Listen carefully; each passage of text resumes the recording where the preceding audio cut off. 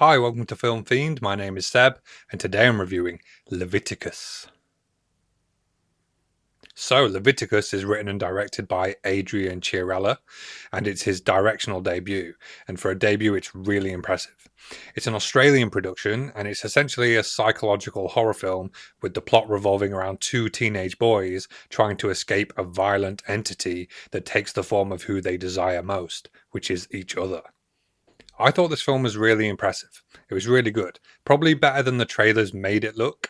Not that the trailers made it look bad or anything, but it did look like it might just be a kind of generic jump scare fest with some themes grafted onto it. For me, it seemed like it could possibly be kind of average and forgettable, but thanks to the solid craftsmanship and the salient themes at its core, I'm pleased to report that it is way more than just generic horror slop.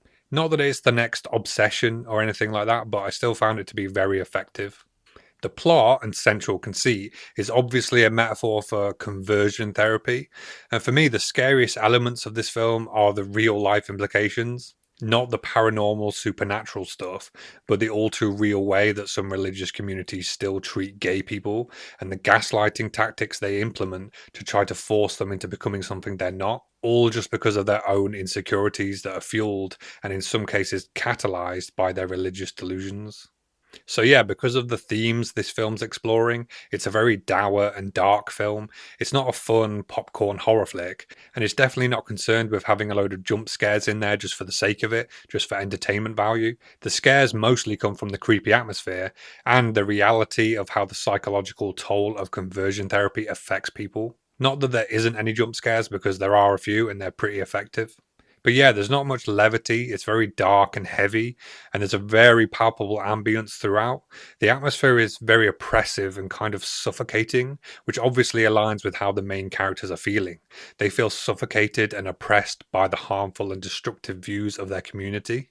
And the director does a really good job of keeping this oppressive atmosphere consistent throughout. The town this story takes place in is very industrial. Everything is constantly overcast, and there's these big industrial buildings that loom over and dwarf the characters. There's this lingering sense of dread and foreboding that's really palpable, creating a sense of latent threat from the town itself. The soundscape is full of industrial noises, and all these elements come together to cultivate an atmosphere that is very tense and foreboding, and there's this feeling that something could go wrong at any moment.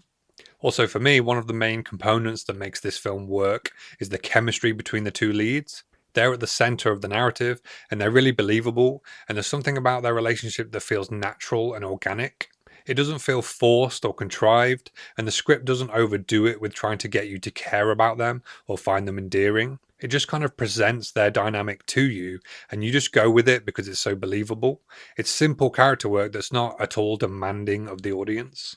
There's a little bit of the film It Follows going on in the background, or quite a lot actually. It must have been inspired by that film to some degree. And due to the nature of how the supernatural elements play out, it's at times extremely tense and suspenseful. The thing, the entity, takes the form of the characters. And so this makes for some incredibly intense interactions because we, as the audience, as well as the characters, are never quite sure if a person is actually who they claim to be or if they're the entity. So there's quite a few scenes when the two main characters see each other and they're unsure if it's actually them or not. And this makes for some very palpable tension. I found it to be pretty relentlessly tense and unnerving. There's a scene with them two on a bus and they're doing stuff, let's say, and there's this feeling that something might go horribly wrong at any second.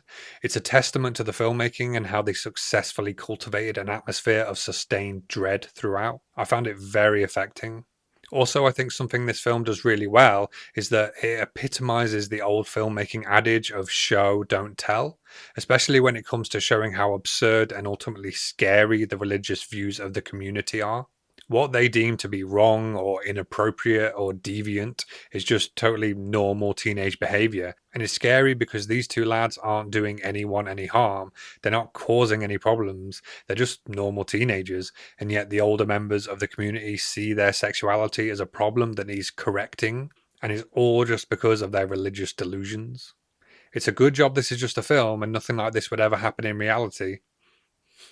It's actually quite depressing in many ways, especially seeing how even some of their family members don't have their best interests at heart because of their religious conditioning.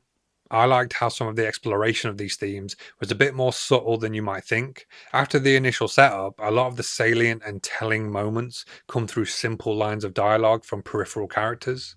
And for me, that highlights how sometimes it's just the little things, the little flippant comments that can be the most harmful and the most egregious, especially when coming from family members.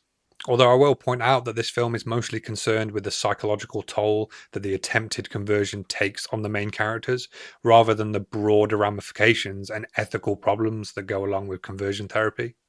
If there's a flaw, I did think that the ending kind of came out of nowhere. It felt like it suddenly just ended, and I think they didn't really know how to end it.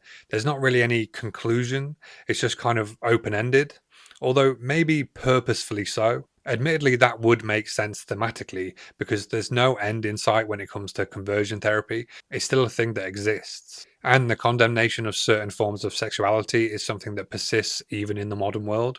So even though the ending feels abrupt, it does make thematic sense and it's kind of tragically poetic. So overall, I thought this film was really good, especially for a debut.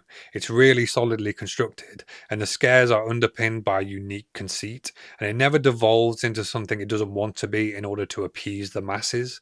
And I still maintain that the scariest parts of this film are how it accurately represents what people will do in real life. I think it's clever how it uses the supernatural elements primarily as a metaphor for how pernicious religious ideas only serve to harm and confuse, instead of using those elements for shock or entertainment value.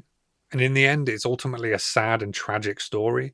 Like I said, it's a very dark and dour film. It's not a fun popcorn horror film. It's got a lot to say thematically, and I can see how it would really resonate for some audiences. So, yeah, really good film. So, that was my review of Leviticus. Thanks so much for watching, and hopefully, I'll see you in the next one.